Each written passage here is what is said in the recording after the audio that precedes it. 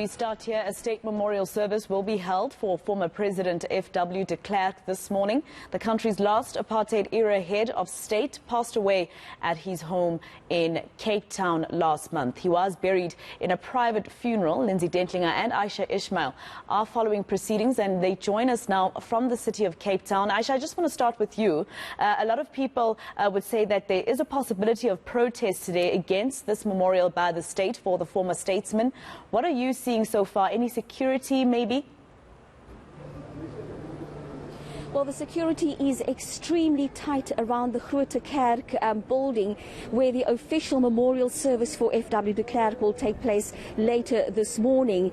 Now, I'm told that some people will be coming out here to protest. It's going to be very hard for them to get close to the church. I'm not sure if you can see behind me, the whole area has been cordoned off, and I know that a grouping calling themselves the Apartheid Victims Family Group, some of those members have indicated that they will be coming to demonstrate outside the church this morning. And what they are saying is that they are still waiting for answers from the government as to what happened to their loved ones. They're saying that FW de Klerk's apology was too little, too late, and that he has taken a lot of secrets to his grave. Some people don't know where their family members are. Some people don't know what happened to them. And so they are still looking for answers. What they are also saying is that they are very disappointed that President Cyril Ramaphosa has taken the time to come and deliver the eulogy at FW de Klerk's memorial service, when they're saying the families of the apartheid victims have written to government, they've written to the president asking him for an audience, and he has not even as much as acknowledged receiving any form of communication from them. So they're saying that they are very upset about this state memorial service that will be held for FW de Klerk at 10:30 this morning. All right, let me go to Lindsay Dentlinger now. Lindsay, we know the president will be delivering the eulogy. Will the family be there to also speak? I mean, I think they decided that they wanted everything to be private, especially after having the funeral, a private service. Are they on the program? Well, Faith, that program itself is being kept very private. You would have seen earlier in the live headline there that Archbishop Thabo Makgoba entered the church, so we know that he is going to be the officiant of the ceremony, and we know that obviously the president will be delivering the eulogy. We saw Minister Mondli Gugubele, the minister in the presidency, slip past us just a short while ago, but we have not yet seen any family members. It is obviously an expectation that they will be here, but who will be delivering any remarks here, that is just a closely guarded secret, and we do not know who will be speaking apart from the president.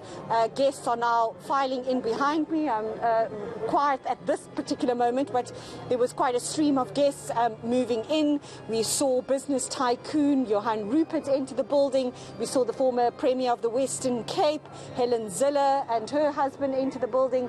And so quietly we are starting to see guests moving through the parliamentary precinct, where they are being screened, and then they're being double-checked again here at the doors by the military outside the FW de Klerk.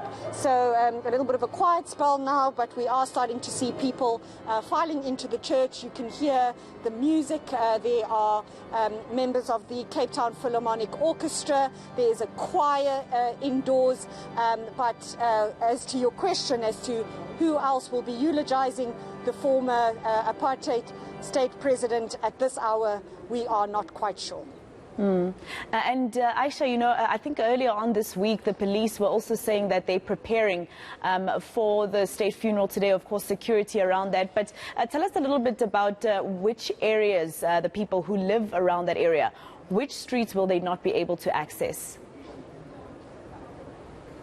Well, it's certainly the streets right around the FW de Klerk gebou here it's on the corner of Adley Street and Parliament Street. So part of Adley Street has been cordoned off, as well as people will not be able to enter Parliament and Bureau Street. And as I said, security is very tight. We've seen the traffic police here. We've also seen SAPs. And so it's going to be very difficult for anybody who's wanting to come and protest to get close to the church.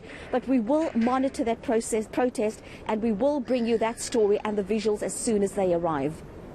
Let me end with you, Lindsay. A little earlier on, our colleague Ayesha Ismail actually spoke about something very important. A lot of the people who will be protesting today, and some South Africans who are against this memorial, are also saying that they're disappointed in the president deciding to actually even come back to deliver the eulogy.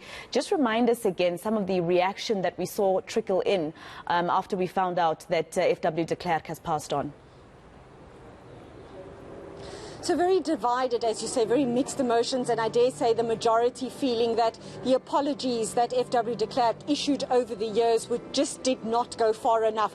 We know he released that video, a message from the grave, if you will, once again apologizing for the atrocities of apartheid, acknowledging what he said was the pain and the indignity that millions of South Africans had suffered. But I think the feeling has always been there from victims of apartheid crimes, as Ayesha has pointed out, who we may expect to see come to the CBD today, that he didn't go far enough in acknowledging that apartheid was a crime against humanity.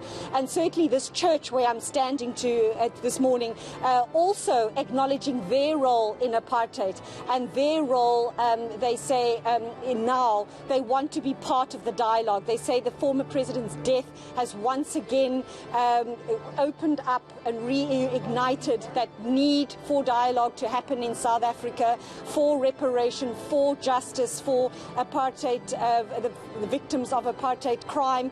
And this church here certainly saying that they had agreed to host the memorial service here at the request of the state, because it wants to not only recognize its role in apartheid-era crimes, but also that they want to now make this church a platform for that dialogue to begin, and for people to find the kind of peace and the justice that they deserve.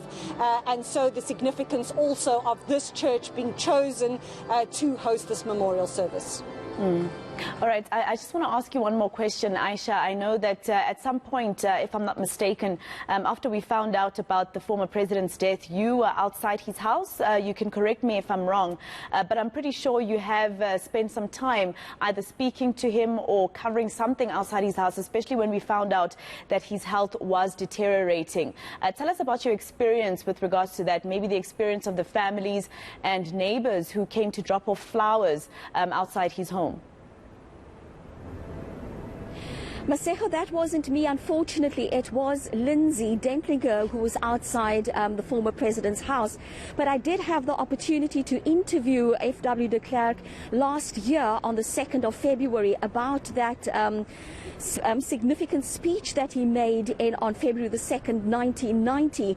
And even during that interview, when he apologized, you know, for the crimes that were committed during apartheid, he still did not want to acknowledge that it was a crime against humanity as declared by the United Nations.